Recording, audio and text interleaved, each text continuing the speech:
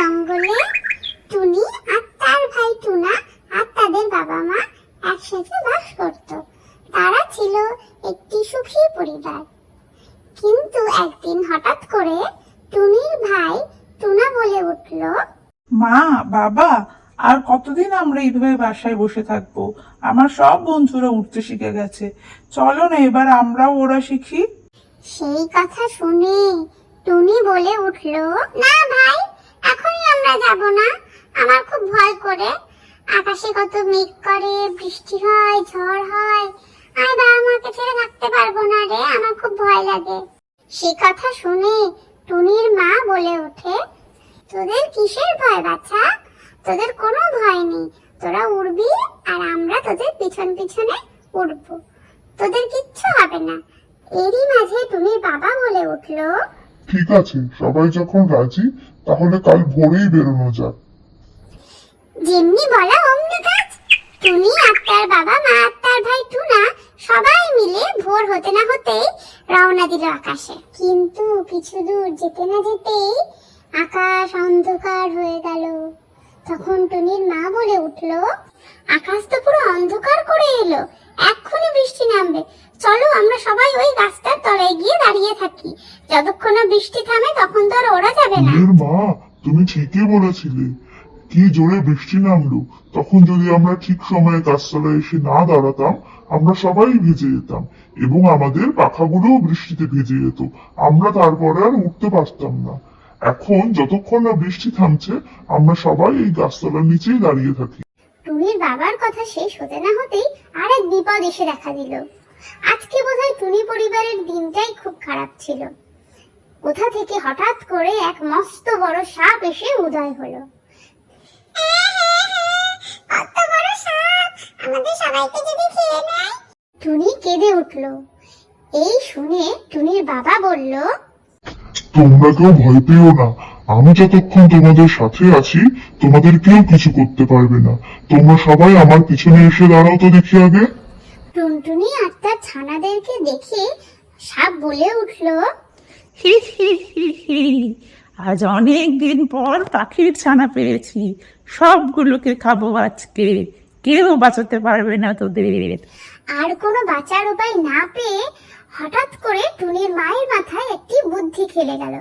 টুনির মা সবাইকে পিছনে রেখে নিজে এগিয়ে এসে বলতে লাগলো, আমার এই ছানা দুটো তো খুব ছোট আর খুবই রোগা, এরা ঠিক মতো খায় না।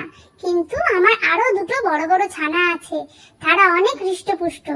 আমাদেরকে ছেড়ে দাও, আমরা যাই তাদেরকে নিয়ে আসি, তাহলে দেখবে তোমার আরো পেট ভরবে, ওরা আরো সুস্বাদু খেতে। সেই শুনে সাপ বাবাজি বলে উঠলো, না না না, ওটি হবে না।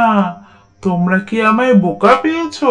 আমি তোমাদের যেই ছেড়ে দেবো অমনি তোমরা ফুরুত করে উড়ে পালাবে। আমি একটাকেও ছাড়বো না, সব কটাকে খাবো।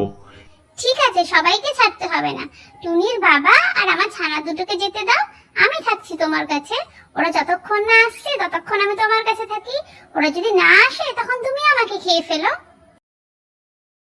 মোটা হৃষ্টপুষ্ট টুনটুনির ছানা খাওয়ার লোভে সাপ তখন বলেই ফেললো, ঠিক আছে, ওদের যেতে দিলাম, কিন্তু তুমি আমার কাছেই থাকো। ওরা যদি ফেরত না আসে তোমার মোটা মোটা ছানাগুলোকে নিয়ে, তখন আমি তোমায় খাবো। সাপ রাজি হওয়াতে টুনি তখন আস্তে আস্তে করে টুনির বাবার কানে বলল, তুমি এদেরকে নিয়ে চলে যাও, আমি ঠিক রাস্তা বের করে বাড়ি ফিরে আসব। এরপর অনেকটা সময় কেটে যায়। টুনির বাবা এবং তার মোটা মোটা বাচ্চারা ফেরত আসে না। কিরে টুনি, তোর মোটা মোটা বাচ্চা আর টুনির বাবা কোথায় গেল?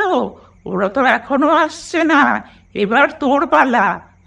হ্যাঁ, ঠিকই বলেছো তুমি। টুনির বাবা মনে হয় আমাকে ফেলে চলে গেছে। কিন্তু বন্ধু, তুমি আমাকে খেতে চাও ঠিক আছে, কিন্তু আমাকে খেলে তো তোমার পেটই ভরবে না। আমি সেদিন একটা পুকুর দেখেছি এই জঙ্গলের ভিতরে, সেখানে অনেক মোটা মোটা সুস্বাদু ব্যাঙেরা খেলা করছিল। চলো আমি তোমায় ওখানে নিয়ে যাই, তুমি ওদেরকে দেখো, তারপরে তুমি আমাকেও খেও।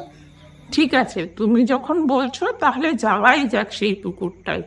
যতই হোক মোটা মোটা সুস্বাদু ব্যাঙেরা আছে বলে কথা। চলো চলো বন্ধু।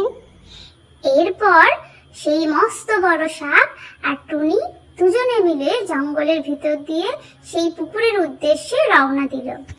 বন্ধু, ওই যে ওই পুকুরটা, ওই দেখো জলের মধ্যে কি বড় বড় ব্যাঙগুলো খেলা করছে।